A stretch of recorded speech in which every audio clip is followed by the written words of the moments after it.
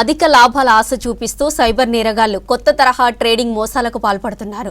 రోజురోజుకు ఈ మోసాలు పెరుగుతుండగా కోట్ల వరకు నష్టాలు నమోదవుతున్నాయి. రాష్ట్ర వ్యాప్తంగా చూస్తే ట్రేడింగ్ మోసాల ద్వారానే రోజుకు కోట్ల వరకు బాధితులు కోల్పోతున్నారు. ఆశ్చర్యకరంగా ఈ మోసాల్లో ఎక్కువగా బాగా చదువుకున్న వారే బలవుతున్నారు.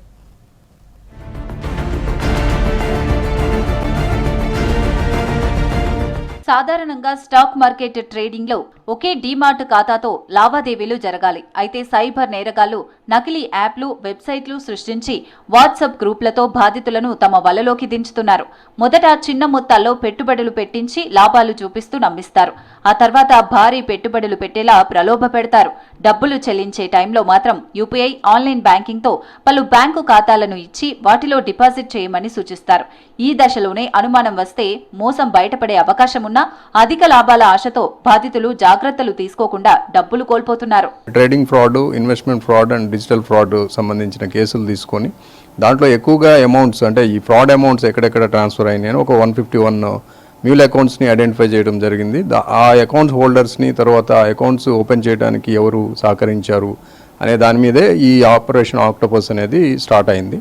సో అప్పుడు స్టార్ట్ అయినది ఇప్పుడు కంటిన్యూషన్గా అప్పుడు ఆక్టోపస్ 1.0 అవుట్కమ్ని తర్వాత అప్పుడు మాకున్న అబ్జర్వేషన్స్ తర్వాత అనాలిసిస్ చేసుకున్న తర్వాత ఆక్టోపస్ 2.0ని స్టార్ట్ చేసాము. అది ఈ నెల స్టార్ట్ చేసాము. 1 వీక్లో వీ కండక్టెడ్ దట్ ఆపరేషన్. అది 9 స్టేట్స్లో 16 టీమ్స్ వెళ్ళినాయి ఈసారి. సో దీంట్లో ఇప్పుడు మనం కండక్ట్ చేసిన దాంట్లో 52 మెంబర్స్ని అప్రెంట్ చేయడం జరిగింది.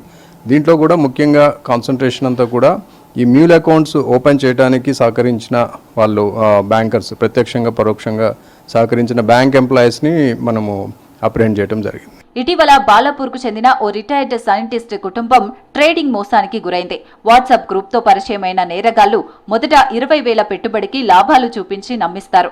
ఆ తర్వాత ఐఓపీల పేరుతో పెద్ద మొత్తాలు పెట్టించగా స్క్రీన్పై కోట్లల్లో లాభాలు చూపించారు.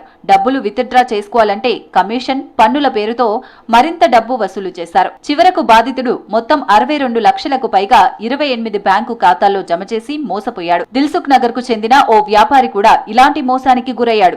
సరూర్ నగర్ కు చెందిన ఓ ప్రైవేటు ఉద్యోగి హెచ్ఎస్బీసీ పేరుతో వచ్చిన మెసేజ్ ను నమ్మి ట్రేడింగ్ ప్రారంభించి 20 లక్షలు కోల్పోయాడని చెప్పారు సైబర్ క్రైమ్ డీసీపీ.